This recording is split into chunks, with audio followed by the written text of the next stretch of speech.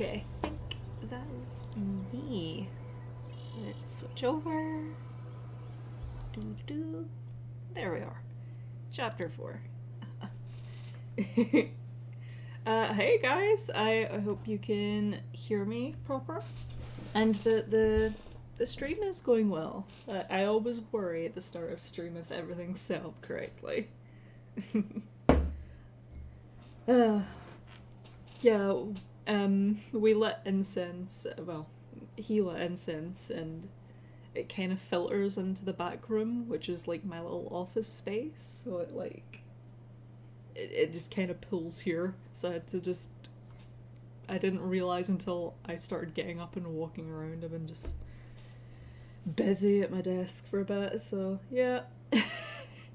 Needed to open a window and just air the place out, because I don't want to just be going constantly during stream. Yeah. How are we all? How's our week been? I'm currently sitting with a delightful cup of Earl Grey tea.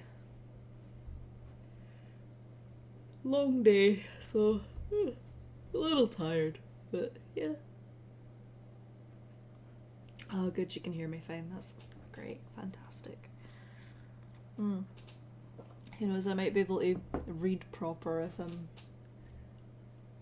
a little bit tired. You know? I'm not reading at 100 miles a minute.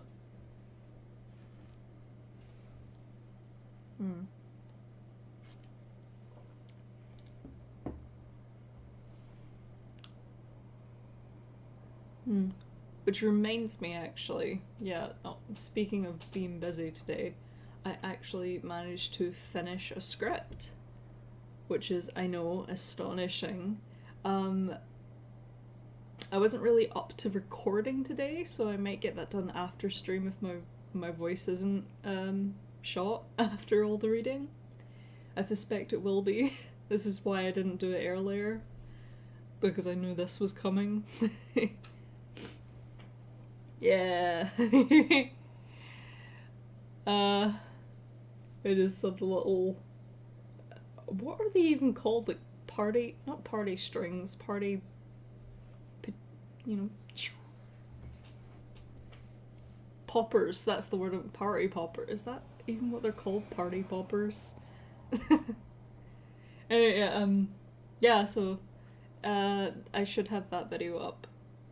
Hopefully, if everything goes right in the next couple days, and disaster does not strike.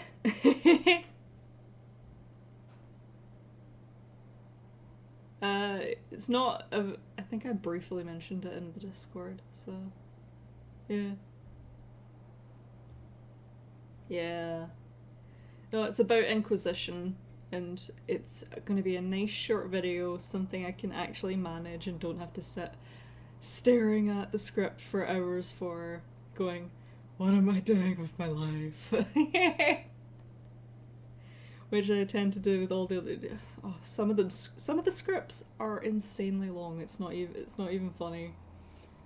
Like, don't get me wrong, writing them fun, thinking about them fun, looking at the number, that's a lot of editing.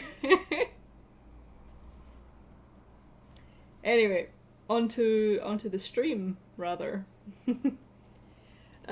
Last time, I'm trying to remember where we left off last time.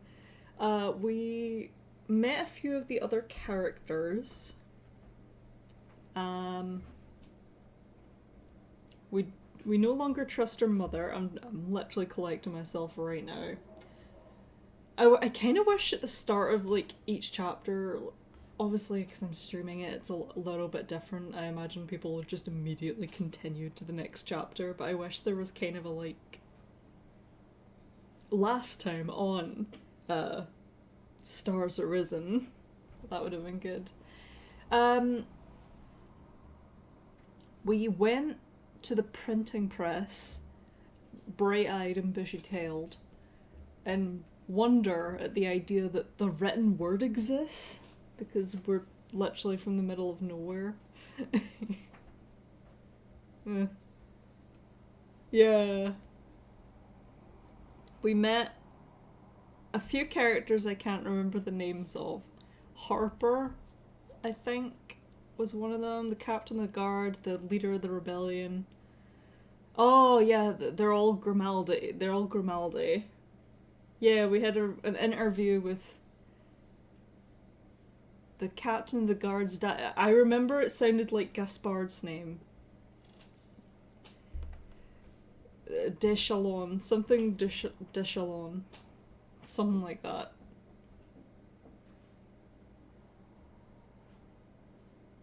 Yeah, I forget his name entirely, apart from his last name for some reason. I think it's just because it's Dragon Age. And we ended the day. Oh yeah, there's going to be a background romance between the captain of the city guard. I think that's Ghislaine. Was it Ghislaine? Yeah, see, I'm way off.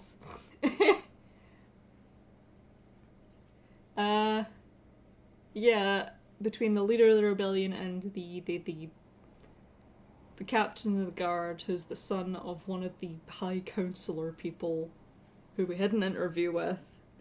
A lot of complicated stuff happened, and I feel like this story's only gonna get more complicated. Yeah, Lisa, do you want to play? Hi, Tabitha. Yeah. Oh, yep. We're good. I imagine I'm good. Little tired. My brain is now starting to kick back up with trying to remember what happened last time. There's a dog named Vivi. Yeah, named after Vivian, who I think we all agree we're gonna be romancing. I'm really glad you guys like him as much as I do. So one of those characters I'm just every now and then I'm like, I'm still thinking about you. Hmm. Well, I'm glad you're invested. I'm glad you guys keep coming back. Despite my stuttering or I guess pausing on things, all the rest of it, just my poor word skills. There we go. It's child killing the dog. Yeah. Oh yeah. The dog on the shoulder. It's all coming back to me. You guys remember it better than I do. Fantastic. Oh, are you making brownies? I'd kill for brownies. Well, I think we've waited long enough to find out where this story goes. Let's move on to chapter 2. I feel prepared with my tea, and I'm up for a reading experience. Yeah. Oh, yeah. Ooh, chapter 4. Oh, excellent brownies. I hope you enjoy them. I hope others get to enjoy your brownies. Anyway, I'm thinking about brownies now. Chapter 4, Stars Aloft. The chaos in the city stretches beyond the plaza, clogging up the... Oh, there was a terrorist attack. That's what that scene was. Right, got it. Right, I'm remembering now. Yeah, I barely remember the details. The first couple of chapters, I'm like, I remember this. I basically could remember it word for word. Now a slight thing happened in the plot, and I'm like, whoosh, it's gone. Just vague flashing images. Like, I remember something happened. Anyway, clogging up right. The chaos in the city stretches beyond the plaza, clogging up the streets all the way back to Baz's house. Oh yay, we go back to see Baz. Hi Baz. It's not the same crushing press as before, but you still struggle to make your way forward. People run in and out of buildings, huddle close together, and suddenly break away. Shout panic and speculation to their neighbours. It's those flying rumours that slow you down more than the traffic. Some accuse the grim reminders, but not as many as you might have expected. You get the impression from a few pointed remarks that the reminders aren't considered competent enough to accomplish something of this scale. I kind of agree. Many more of Callistri's people, as they cling to their children and collapse numbly in the street, are pointing their fingers somewhere else. No, I'm not doing a voice. Not bothered. I haven't seen power of that kind since I was a little girl. There's no one else it could be. I saw her buried. No, you didn't. But I'm not sure I ever believed she was dead. Not really. I think I've been waiting for this for 20 years. It can't be her. We were supposed to be safe. The sorceress is back. Stars above and stars below. The sorceress is back. You gasp. Oh, there's 4 options. I get to make a poll. Woo!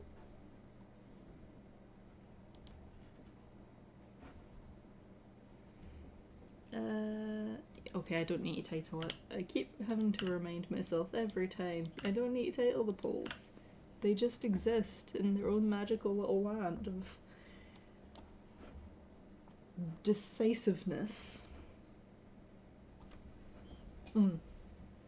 Your mother is perhaps the one person in the world you're certain wasn't responsible for this. Even if she somehow found a way out of her role, she's far too weak. And she will be until the stars are in her hands again. You're not sure how many star shards she's kept for herself.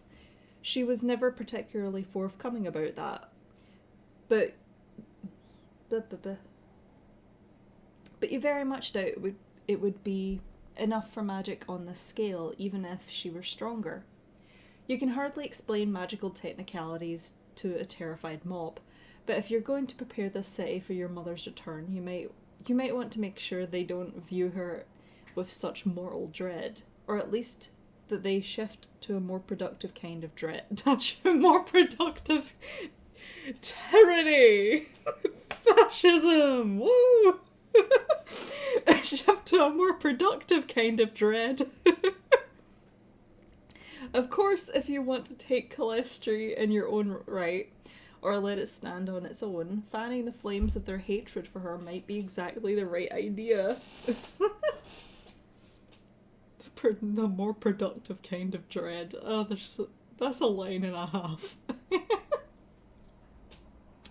Option 1. I encourage compassion for the sorceress. She only fought back because her people attacked her first. Option 2.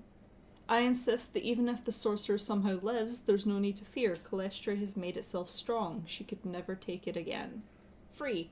I blend in with these mortals and murmur more rumours of the sorceress's coming vengeance. If she yet lives, all we can do is bow before her.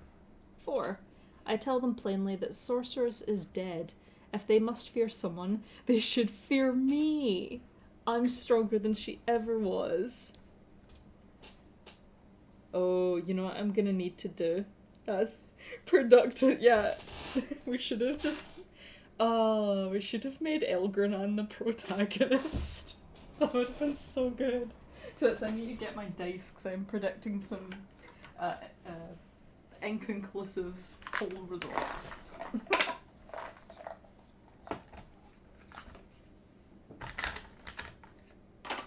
There's my that. And I think we only need the D4. Oh, wait, or am I an idiot? No, I think we only realistically need the D4. I'm sorry, I hope that wasn't loud. My knee is okay. Right.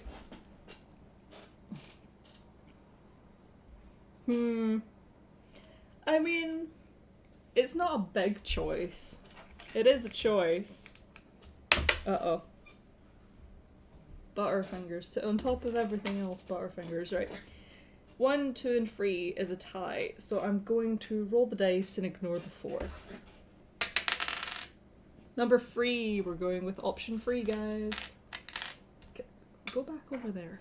Silly dice.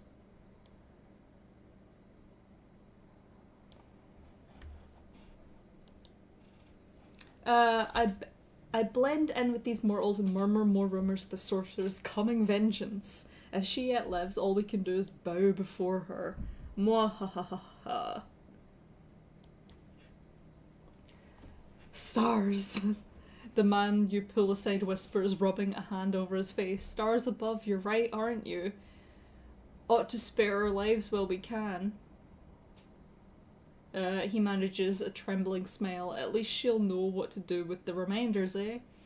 She'd never turn a blind eye to their nonsense the way the Assembly does, that's for certain. He murmurs something to the people around him as he disappears back into the crowd. The path seems a little clearer than before as the people around you make their way back to their homes, watching over their shoulders as they do. Yes, productive dread. Oh, another 4. This game loves me suddenly.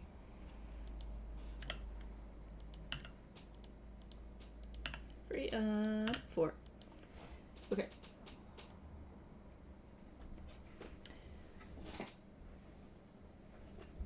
You break out from the mod. The mod? The mods are back. No. Milady? No. And turn onto a quieter street, one where the speculation is softer, the panic muffled. Pausing for just a moment, you take what feels like your first breath of clear air since the conference began, and then the earth shifts beneath your feet. You close your eyes against the dizzying pulse, certain that an earthquake has joined the assaults of Calestri. But when you blink them back open, the buildings are unchanged, the people no more flustered than before. It's like no one felt the rush of energy but you, like the city is unaltered. Except you realize when you finally look down, for the cracks in the cobblestone directly beneath you, spreading forward in precisely the same feathered branching pattern as Vivian's scar. Oh. The cracks are thin, spider-like, not carved deep into the earth, but reaching out until the marks stretch at least as long as you are tall. Oh. What if we did it and we didn't realise? Oh. This street is quieter than the last, it's true. Yeah, it's the right paragraph. But not so quiet that a few pedestrians don't take notice of you standing above a lightning bolt that splits the earth. Your ears are still ringing, which is odd, or maybe Vivian did it. Which is odd when you think about it. Your ears are still ringing, which is odd when you think about it, because you don't actually remember a noise, but you think you hear one person demanding that you surrender the remnant the remnant fragments you must be holding, another shouting for the guard. It must have been Calestri calling to you again, though the previous episodes didn't... right. I'm thinking TV episodes like an idiot. The previous medically induced episodes didn't leave any kind of physical evidence. Something is different this time. The city's rhythm unsteady. But if you're ever going to figure out what this odd sort of magic is, if you ever want to do that, you'll have to get back to Baz's house without being arrested. Easier said than done. 1. I run. From the questions and from the city's call. I don't want to be tied to a... Thank you. Broom broom. I don't want to be tied to a force that can do something like this. 2. Heedless of the accusations, I pour my strength back into the street to see if I can call to Calestri as it calls to me. 3. I explain I had nothing to do with whatever just happened, attempting to quell the force in my head at the same time. 4. I trace the pattern with my hands, trying to convince people I know nothing about it, even as I strive to understand. Ooh.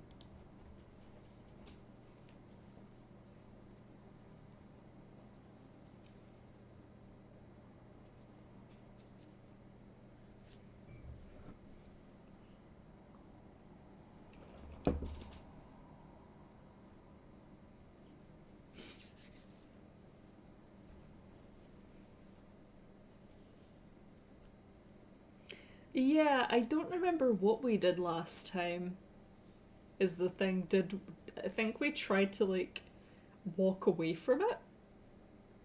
Like, no, let's not indulge in the city being funky. But maybe I'm remembering that wrong. But there's definitely something up.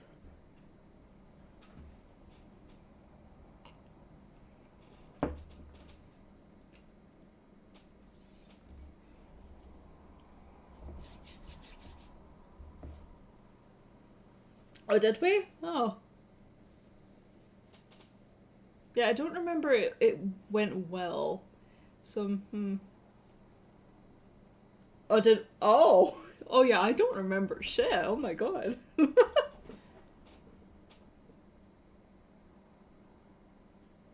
Oh, yeah, because Vivian. Yeah, because doesn't Vivian try to, like. Or, Vivian tries to comfort us and, like, his hand, like, passes through her shoulder or something. That, or were we just generally overwhelmed by that there being a city, not a village? It was one of them. Maybe it was both. I don't quite remember. Another tie. Okay, I'm gonna. Yeah. Yep. Freeway tie. I'm going to use the dice again, and I'm gonna ignore. I'm gonna ignore two. I guess that makes it easier.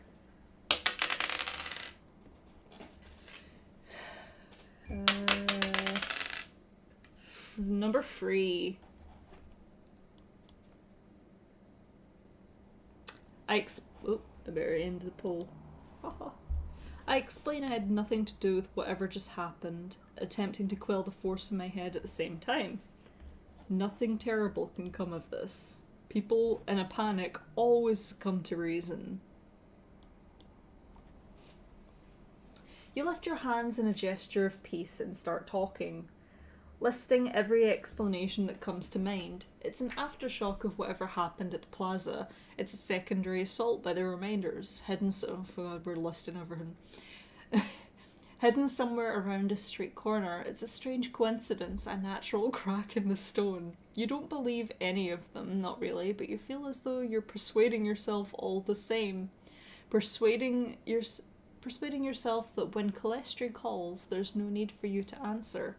The city's pulse fades from your mind, and the accusations fall away before you. When you step forward to leave, the crowd parts before you, calling out for the remainders to reveal themselves as you make your remarkably peaceful way home. Oh my gosh, another poll.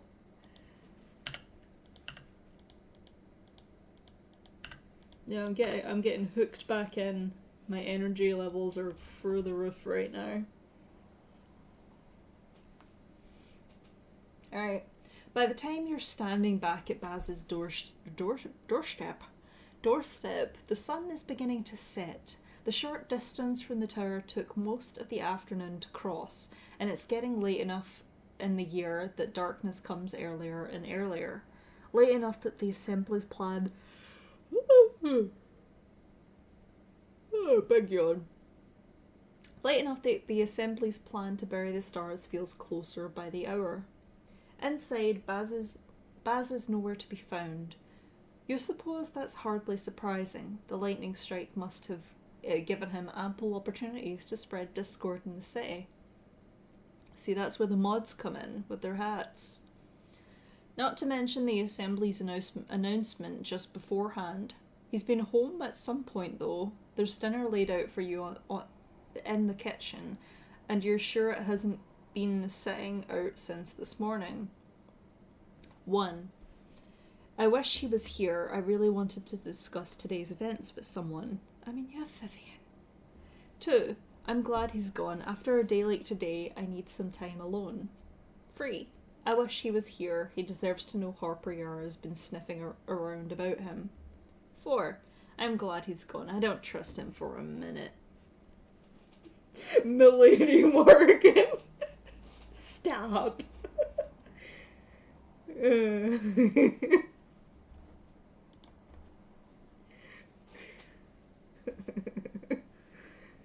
Uh,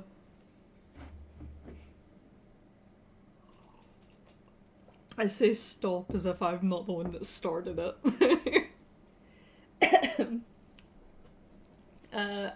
Looks like number 1 has won the vote. Okay.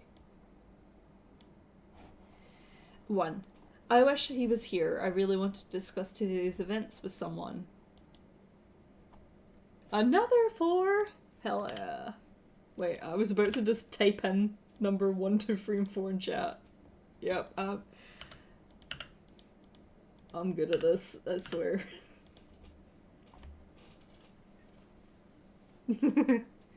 After the day's rush of activity, you're nearly as weary as you were in your you're nearly as weary as you were your first night here. Enough that you fall straight into bed almost as soon as you've finished your dinner. With dinner. But somehow sleep doesn't come as easily as it did then, after tossing and turning in Baz's guest room for more than an hour. I've been there, girl. You decide you'll have to pass the time some other way. 1. I find some means of exercising, even if I'll be slow and aching tomorrow. 2. I snip around Baz's house for information, even if I'll have to be close-mouthed about it tomorrow. 3. I'm determined to... Oh yeah, doesn't Baz have, he has a medieval, phone that he's just, calling her mum at? We could snip around for that. I'm free. I'm determined to sit up and watch for Baz to return, even if I'll be weary and unobservant tomorrow. 4. I discuss the city and the tower with Vivian. Oh, even if he'll be annoyed with me. Ugh.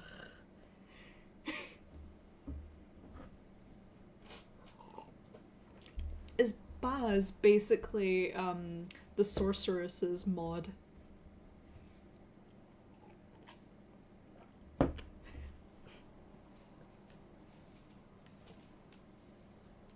Miss Sorceress?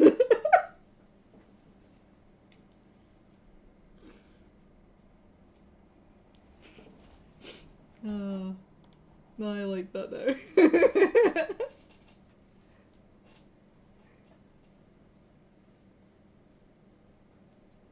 He manages her, I don't know, only stars or something.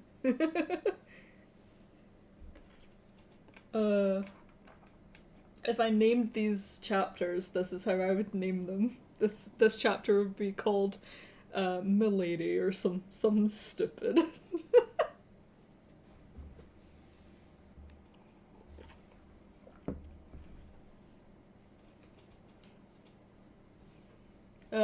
Okay, number 2. Okay. Well, we're gonna snipping is good, so we're gonna end number 1. I'm gonna end the poll. I snip around Baz's house for information, even if I'll have to be close-mouthed about it tomorrow. We did already have hints, and we'll have plenty of opportunities to talk to Vivian. I'm sure Vivian will have something to say about it.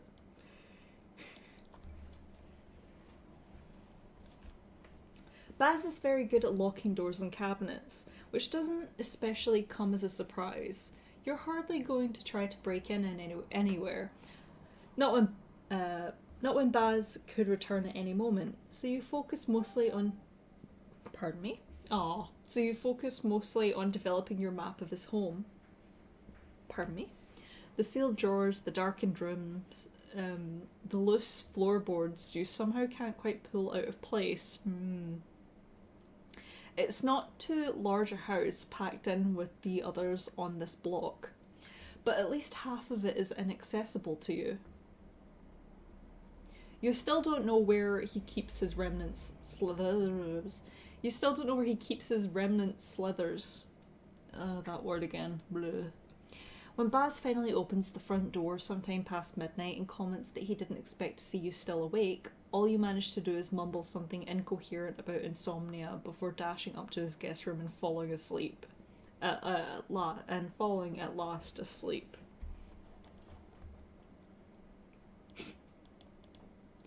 Another, you know what? The incense offering worked.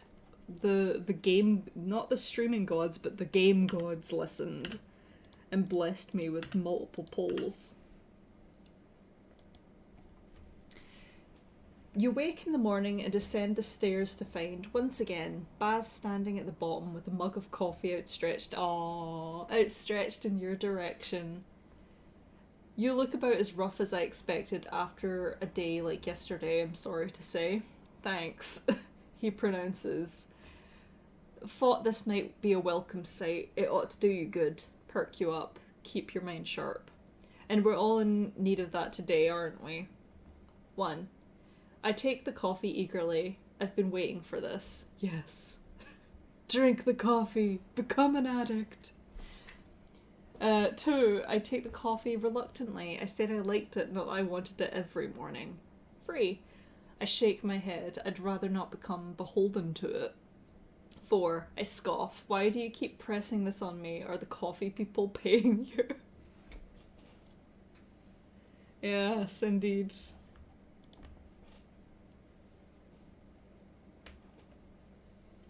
Maybe that's his only way of connecting with her.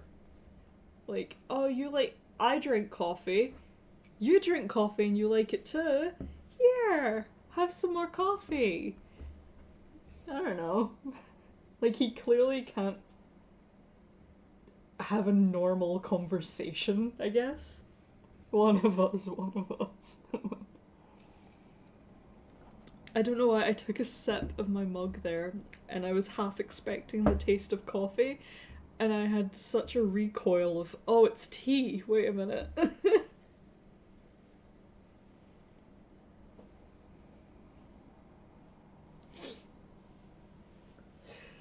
Big stretch.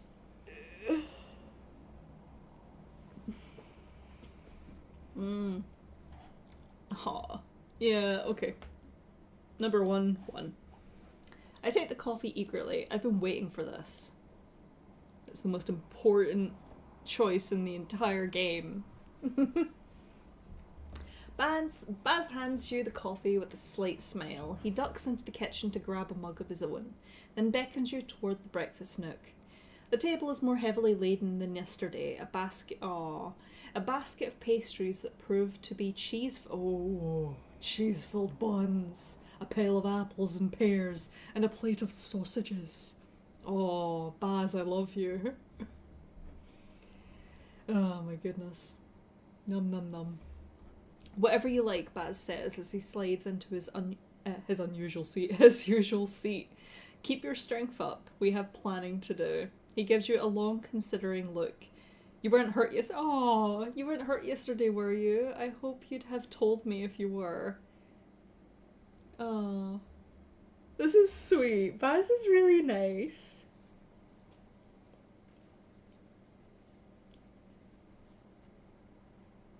Again, what do you mean a bad thing to him again? What did bad... I mean, we snooped around his home, but we didn't do anything intrusive. What bad thing did we do before?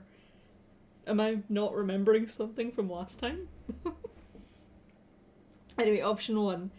When was I supposed to tell you? You were nowhere to be found. You're nowhere around, Dad. Why don't you come back home? You're out all night. No, I love Baz. Option 2. No, I'm fine. How are you? 3. Where were you yesterday? Visiting the reminders shouldn't have taken all day. 4. Harper is suspicious of you, you know. He asked me if you were responsible for what happened. 5. Did you do that yesterday? The lightning? I realise, Rylan, that we're two very different people spying on... Not in a stalker way, but just snooping. I think it might be bad now that someone else is bringing up that it could be bad. Okay, option 2. Ah.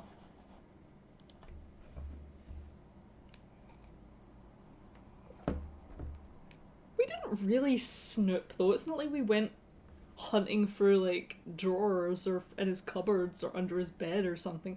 We were mapping his house. We were understanding our escape routes and our options. Yeah.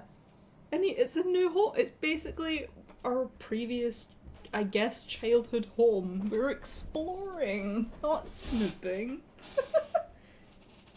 Well, I guess it's 2 votes out of 3, so I guess we're going for number 2.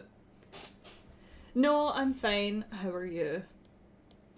I didn't mean that to sound so passive aggressive. No, I'm fine, Baz. How are you?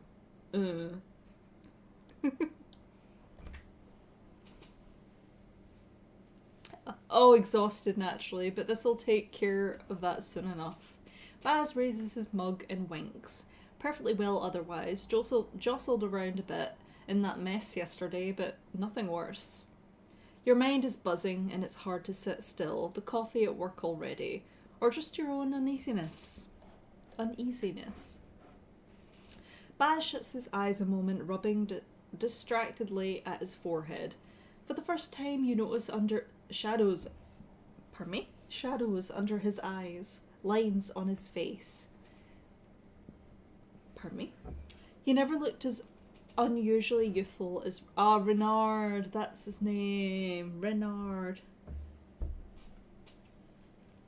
Oh, hello, creator.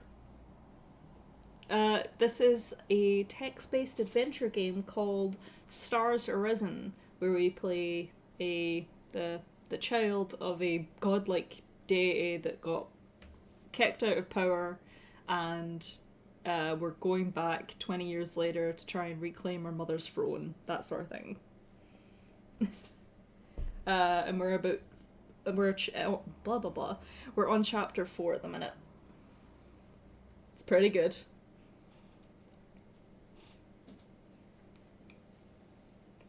Where was I? Renard. Yep, Renard. No, that's his name. Renard Ghislaine does. He never looked as unusually youthful as Renard Ghislaine does, but he didn't quite look his age before now either. Morrigan, I don't know what happened yesterday any more than you do, and I don't like it. Something properly dangerous, a real foe to fight. That's more likely to unite people than divide them, and that's not at all what I want. He shakes his head. I visited Ariel... Oh, right. Ariel Grimaldi. I don't remember which one that is. It's not Natalia, which is the leader of the rebellion, maybe? One of them is. After the conference. Yeah, it requires high level IQ that I do not possess. Hence chat. They wouldn't have done this themselves. They wouldn't have done this themselves, not when all they want in the world is to convince people the stars can be used for good. But I wondered if perhaps they'd lost track of some of my gifts. But the star shards were accounted for, and I actually had to talk Ariel out of giving them back to me. Interesting. Worried this would finally put their people in too much danger to bear. Fortunately, Natalia was there to castigate them properly, or I'm not sure they'd have, oh my goodness, have let me leave empty-handed. Then I was at the Comet for a while, and we all had to make sure coverage of the day's events was ready to be printed. I think Harper might have genuinely lost his temper with me if I hadn't showed up.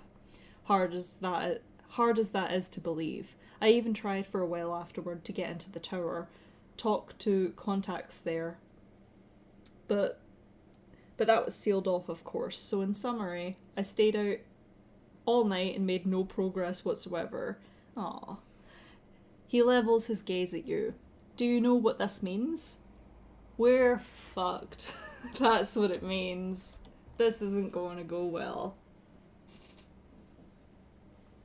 Option 1. That you're not very good at what you do. 2. That you need more coffee. I would pick that one. 3. That we should go back to bed. We should both go back to bed. 4. That we're ruined. 5. That you need my help. Yeah, more coffee solves all the world's issues. Literally all of them.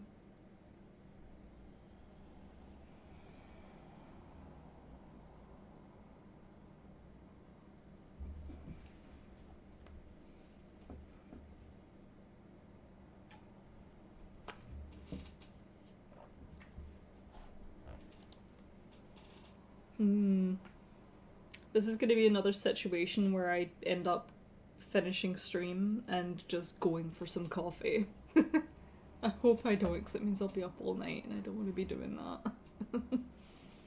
that. 2, 2, 4.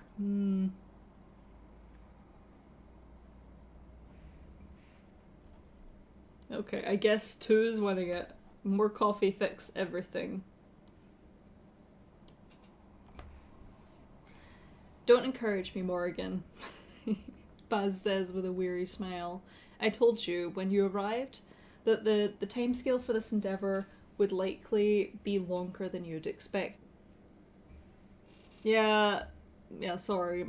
I literally just caught a side glance at the monitor telling me that I'm offline, so whoops. I'll go back a sentence and reread. Yeah, sorry guys. In fairness, with how terrible my internet is, that's...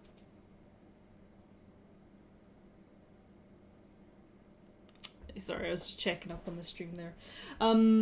Yeah, I'm surprised it took this long for the stream to finally go, whoops, we're not gonna work. Just let me know if it's back.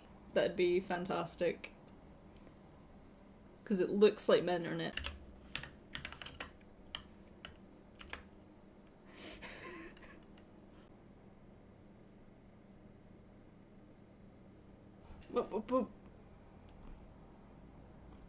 Stream! What's happening? Oh my god, what?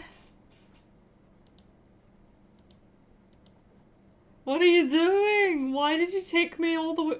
What? Hello? Is it even still going? It's back. Can you hear me? It took me completely off the studio page. I'm so confused. Okay, bye creator. Thank you so much for coming in. Again, I really like your name. That's actually a pretty cool name. Okay, hear me again. Can you see what's on the... Can you see the game? Oh, the stress. I'm gonna take a sip of my tea and not think about it. Why are you posting cats in chat? What happened? Are you... Oh, the cats, the gods. Oh. You know what? I'm gonna quickly check outside my door and see if maybe it is the cat god that ruined the internet. Give me a sec.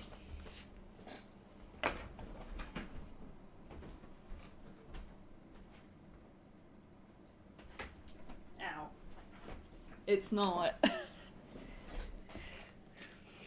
The cat gods are probably appeased right now. It's the internet gods, the streaming gods. It's the whole pantheon has decided to work against me today.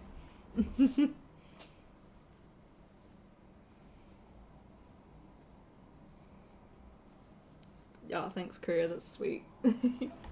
Anyway, I forgot where I was at. The stress took me completely out of the moment.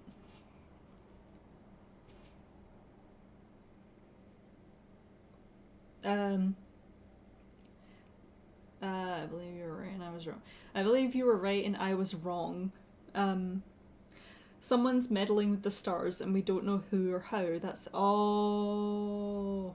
Right. I think I read this part, but I don't remember if I read it and the stream was buffering.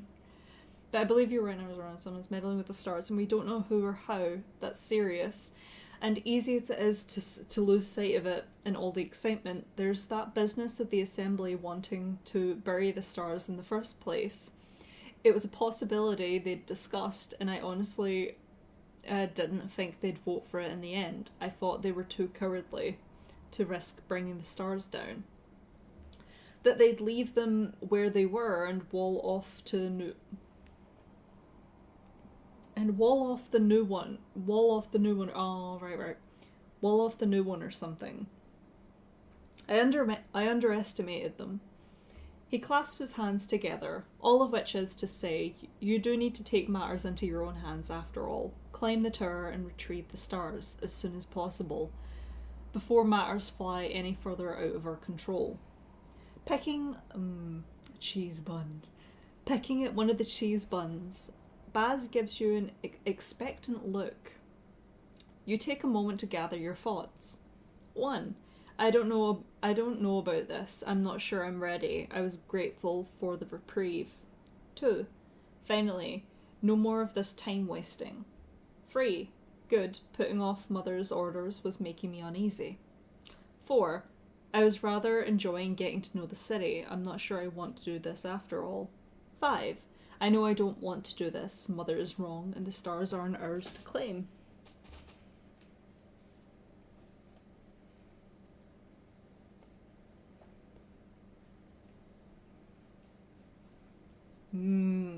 Four. I see.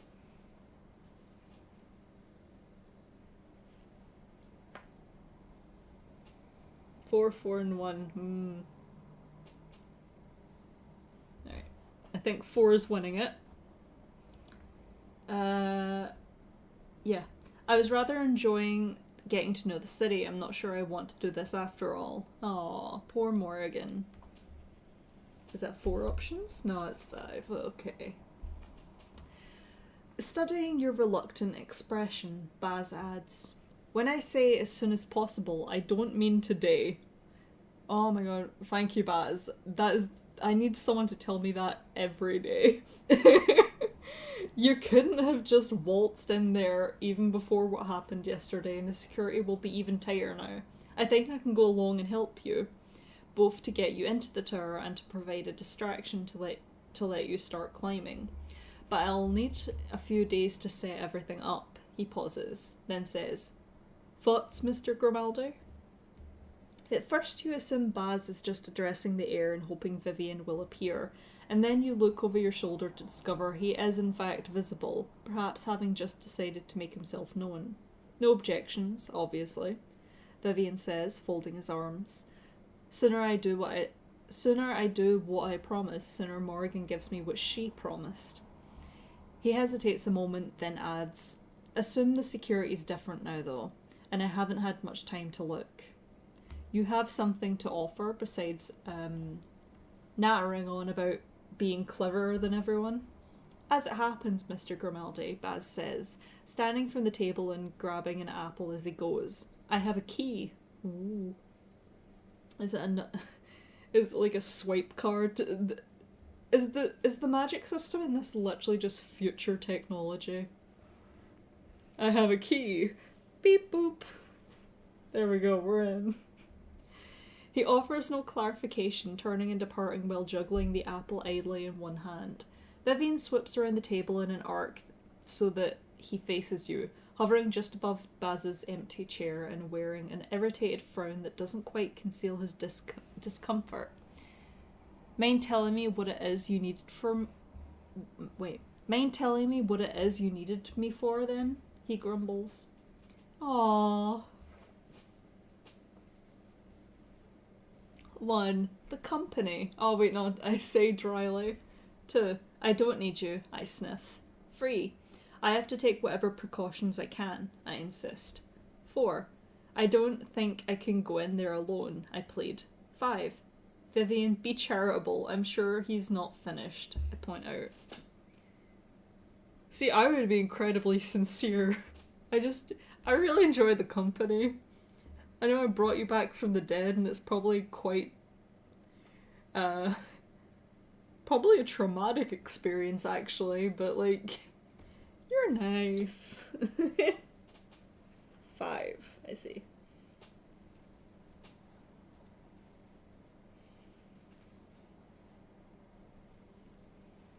Free. 1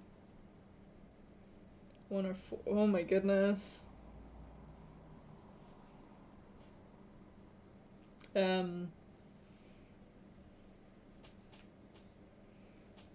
Yeah, if you guys are picking that, I'm picking number 2 then. Too many options.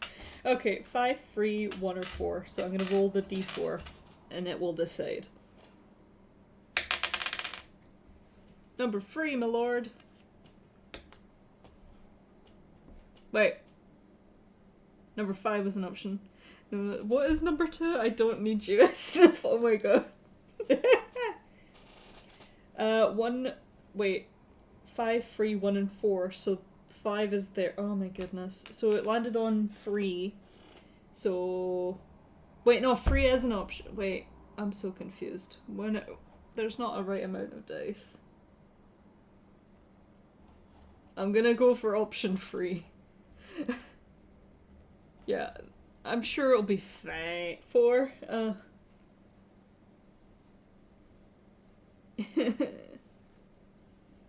4, okay. Well, that tips the scales. Oh, okay, no, I actually like number 4. I don't think I could go in there alone. Okay. 4. Vivian, please. I don't want to go in the tower alone. 4? There's 4 options! 2, 3, and 4. 4 is the third option. Okay, did I pick the right option? I think I did.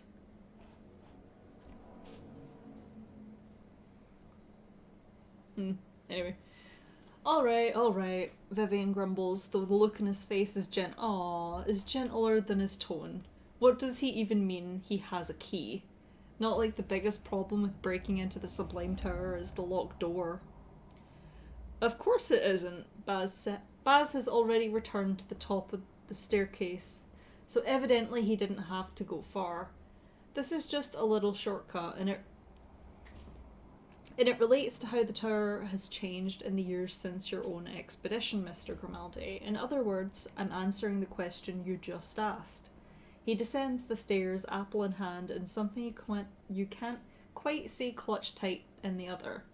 You want to answer a question, just answer it, Vivian says. But he's staring at Baz's closed fist as intently as you are.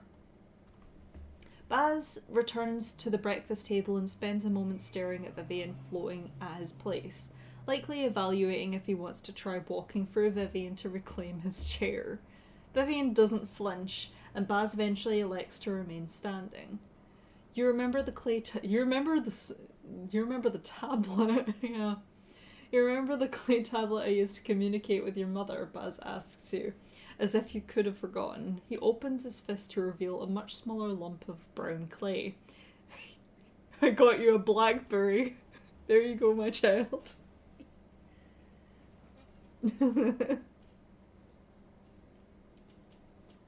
Got your first iPhone. Shaped like nothing in particular, certainly not like a key. This is a similar creation of hers, pulled from the earth in the same way. If you press it against a particular wall in the tower, it'll open... Okay. It'll open just like a door to create a secret passage beyond. The ripples found a lot of your mother's hidden corridors, filled them in or reworked them. But not this one, because this is the only way to open it. They don't know what's in there. Wait. They don't know what's there. Make sure you close it behind you. Just press the clay to the wall's other side and that'll certainly change. Baz extends his hand towards you, clearly prompting you to take the clay, the tablet, the key.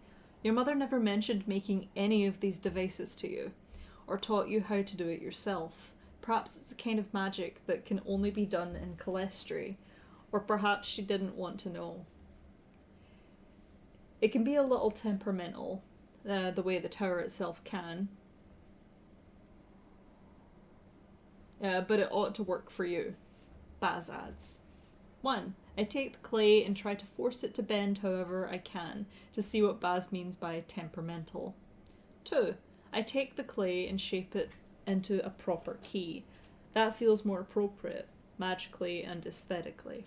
Free. I take the clay and really try to understand how it works, to see if I could ever perform that kind of magic. 4. I refuse to take the clay. Baz will probably force it on me anyway, but I don't want to do this, and I want him to know it. Yes. Petulance. The main option. Number 3. Okay. I take the clay and really try to understand how it works, to see if I could ever perform that kind of magic. You pick up the clay and examine it, holding it up to the light from the window. The only obvious thing about it is that though the odd thing about it is that though, my goodness, what a sentence. Though it feels reasonably soft, it doesn't bend under your hands. When you press a finger against it, the clay seems more like stone. Or perhaps, like the remnant stars, they must be worked into this little lump of clay, just as they are into the walls of the tower itself, so they'll resonate with each other, and open a door that way. You've never tried to put the remnant stars into something else before, the way your mother did when she built the tower, but that must be what you'd have to do if you wanted to make this kind of artifact, and you'd need a lot more star pieces than you have just now. 4.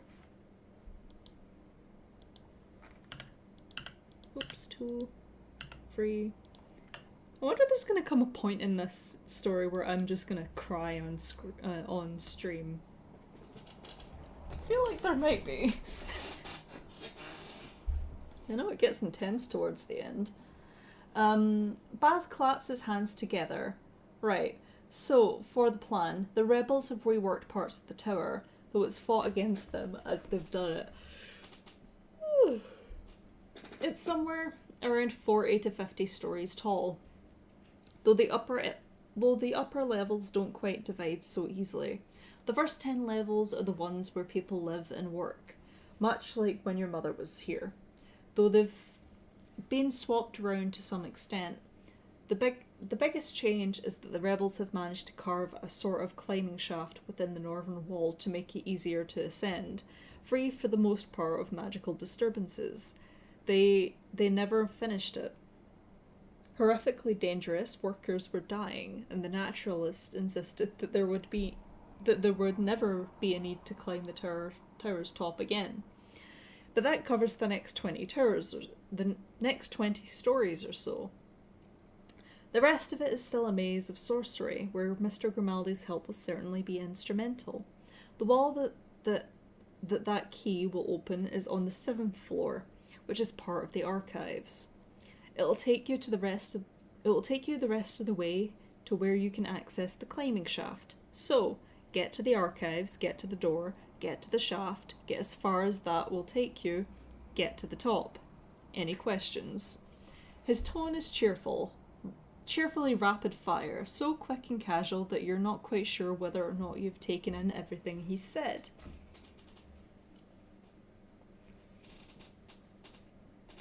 One, I'll figure it out when I get there.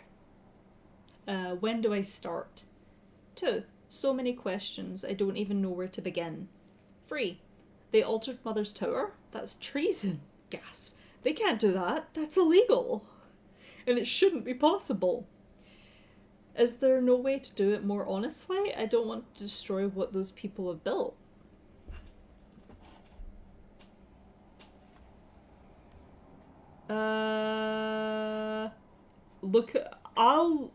I'm gonna put it to be right back so I can look at the stats. And I'll tell you if it's, spoilery. Right. Show me the stats.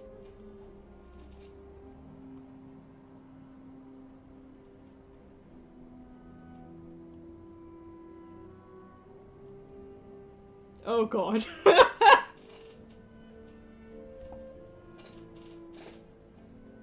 Okay. Okay, there's no spoil. Okay. Here, I'll let you guys have a look at the stats. Scene. So, yep. That's just description, and then Our name is Morrigan Celeste in Calestri. Our strength is 45%, so we're not that strong. We're just below average. We're above average in grace. Ingenuity, slightly above average. Resolve, slightly. We're hovering around the averages. Artistry. Our biggest skill is artistry. We like to just do things with a flourish. Rhetoric. We're not okay. Our demeanor. We're merciful. We're more merciful than vengeful. We are more stoic than lively. We are more cautious than reckless. And we are more modern than traditional. By quite a long shot, actually. And we are very modest. We are very, very modest. Family secrets, 47%.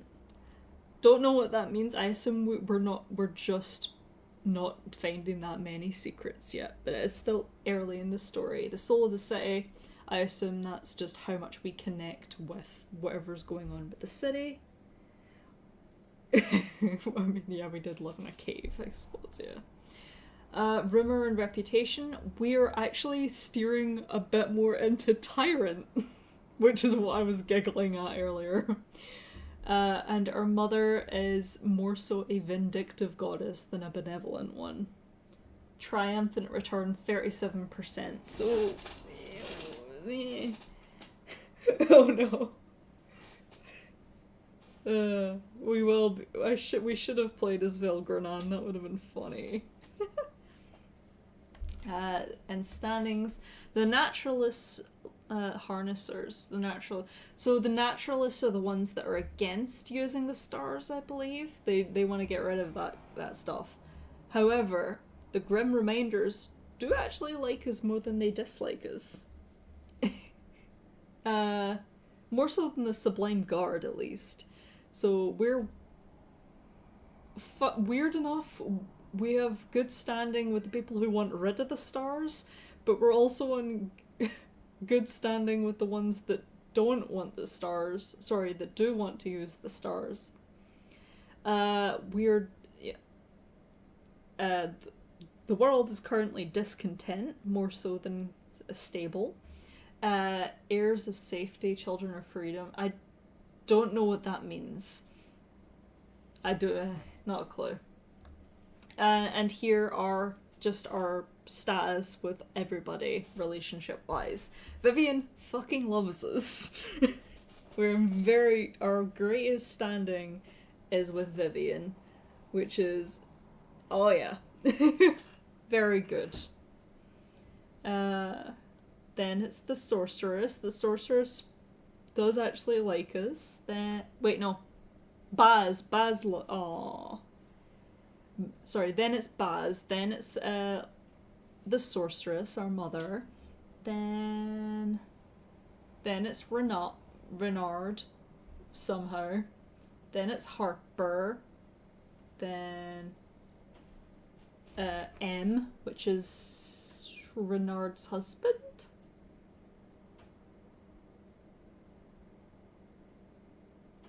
No, his son. I saw Martin. Natalia doesn't like us. Okay. Her mother likes us so. I mean, she's one of the highest ones, at least. What do you think would be worst? This is the equivalent of the approval system. What would be worse, low approval with her mother, or just, teetering on 50%, it doesn't care either way? An explanation of stats. I think we understand the stats. Uh-oh, what did I click on? Okay, it's okay. Return to the game. Okay, yeah. What did we actually get with this? Oh, yeah, Natalia, we stole from her. Yeah, we stole her earring, which is one of the star slethers that Baz apparently gave her. We're just reclaiming it. Yeah, no, that explains it perfectly, actually. Oh, it's a freebie tie. Fantastic. 2, 3, and 4. Ignoring the 1. Of course it picked 1. Come here. It picked 1 again. Okay, number 4. It picked 4. Goodness. Is there no way to do it more honestly? I don't want to destroy what these people have built. Baz raises his eyebrows. Oh, there's 5 options. Okay. Well, no one's saying you have to destroy the tower. I imagine your mother would much prefer you didn't. You shake your head. That's not really what I want. Baz raises his eyebrows again. For a moment, you think he's going to question you further, but then he seems to decide he'd rather move on from the subject. Well, I just lay the groundwork, making things easier when I can. What you do is ultimately your decision. Well, yours and your mother's, of course. But on to our first steps. The tower's archives aren't open to the public. Parts of the lower levels are, for administrative and legal matters. But you need a special it is a beep boop, isn't it? But you need a special pass to get up there. Several people can issue those. The guard and the assembly, mostly. But for our purposes, I believe the one we ought to seek out is Ravenna Rao. Ravenna Rao. You'll have seen the show she put on at the conference yesterday before the admittedly more memorable show someone else put on. 1. Oh, I enjoyed listening to her. I'd love to see her again. 2. Oh, her. Didn't care for her. 3. Why her? She just seems like an irritating idealist. 4. She leads the harnessers, doesn't she? Wouldn't she have better things to do? 5. You think she'd side with us? She seems gentler on Mother than many other people here.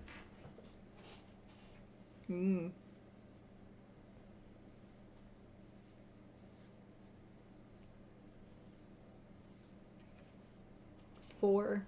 I see.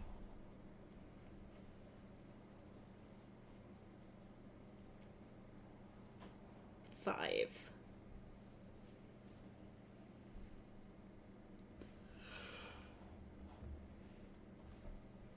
Ugh.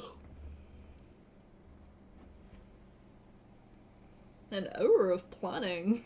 I wonder if we're ever gonna leave this house this chapter. I wouldn't, honestly, that would be such a mood to just stay indoors for an entire chapter. Like, nah, yesterday was a big no. I'm just gonna stay. I'm gonna stay in and eat these, like, cheese buns. Oh, yum, yum, yum, yum, yum.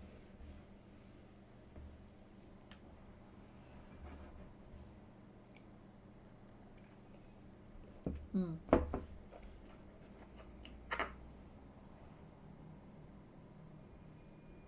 5. Okay, 5 is 1.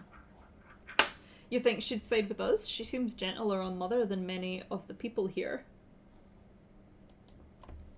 Well, no, that wasn't what I meant.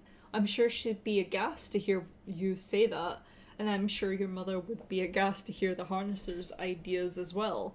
She's gentle on the remnant stars, not the sorceress. Remember that. Baz's look isn't quite stern, but it's closer than you're accustomed to seeing from him. She meets with all kinds of people, professes herself terribly interested in new perspectives. Being from outside the city ought to get you far, so it's partly ease for access, partly because she's unlikely to share information with a raised crowd.